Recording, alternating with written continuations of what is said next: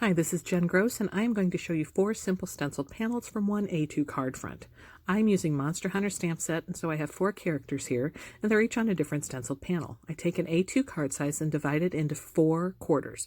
I'm going to tape off the first quarter with painter's tape, which is a removable tape, and we're going to stencil this first one.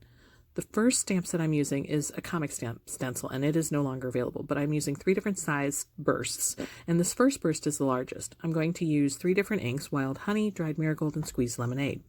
I'm going to take the Wild Honey, and I'm going to use it on the outer edge of this larger stencil part and make those points, and we're not going to do anything with the inside because we're going to move in with the other colors.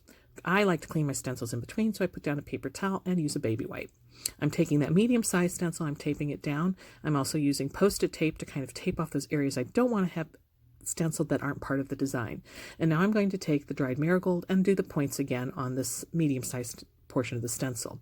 Now we're going to clean it off, and I'm going to go ahead and use the Squeeze Lemonade on the smaller stencil. And this one's going to take a little bit more of that Post-it tape because there's a few more edges that are closer to other stencil pieces.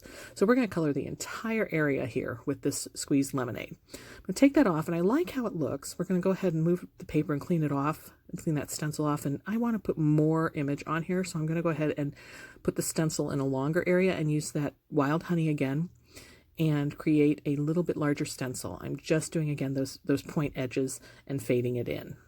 So this is going to create our first panel. So this is one of 4.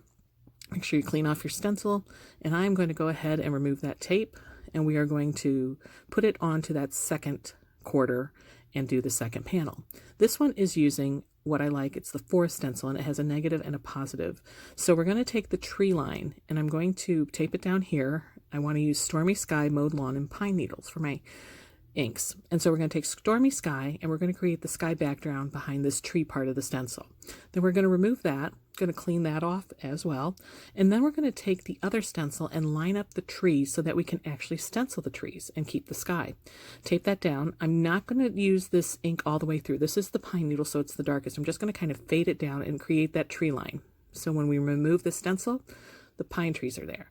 Then I'm going to go ahead, clean that off, and take the lower stencil of the trees and tape it down, and I'm going to use Mowed Lawn and create the next tree line with it. Again, not going into the total bottom, I'm just kind of fading it down. I just want to have that tree line in the sky in this stenciled panel. So we're going to go ahead and clean off that stencil, and then we're going to take these tape lines off, and we're going to go to that third quarter. Now this third quarter is going to use the Dragon Scale stencil. And with this one, I am going to use Broken China, Hickory Smoke, and Stormy Sky for that. So we're going to go ahead, and I'm going to take my little blender brushes, tape that down, and we're just going to dab on here. We're not going to really brush it around. We're just kind of going to dab the Stormy, or I think it's Hickory Smoke to start out with, get that gray down there. And then we're going to go ahead and take Stormy Sky, and we're going to just kind of tap it around again, rubbing it just very little bit. And then we're going to go ahead and take Broken China and finish it up and get any of those white areas. So you're going to have a really cool design here that's going to be variegated in a way. Remove the stencil, clean it off, and remove the tape, and we'll go on to our 4th panel. Now this is using another type of stencil. It's called the Optical Illusion stencil, and we're going to do a second step to it, which I call a step off. So we're going to go ahead and stencil 3 colors down. We've got Dusty Concord, Chipped Sapphire, Squeeze Lemonade, and Broken China. And we're going to start with the Squeeze Lemonade.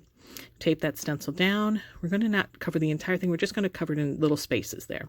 Then we're going to take that, put it aside, and bring in the Dusty Concord and fill in a little Dusty Concord. And then finally, we're going to bring in that Broken China and fill in the rest of this. So this creates the first portion of our card piece. Then we're going to go ahead, clean off the stencil, and I'm going to try to line it back up the way I had it. I almost gave up, but I kept trying, and I'm going to find it. And when I find it, there it is. Offset it just a little bit. You'll see some of the white lines coming through, and it's covering up some of those colors. And now we are taking the Chipped Sapphire, and we're covering the entire panel, this 4th panel here.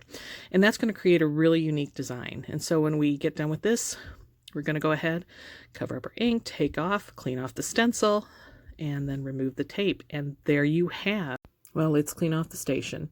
So here you have it, 4 panels that you can use for cards. I use them to create 4 different backgrounds behind characters here for Kindred Stamps Monster Hunter stamp set.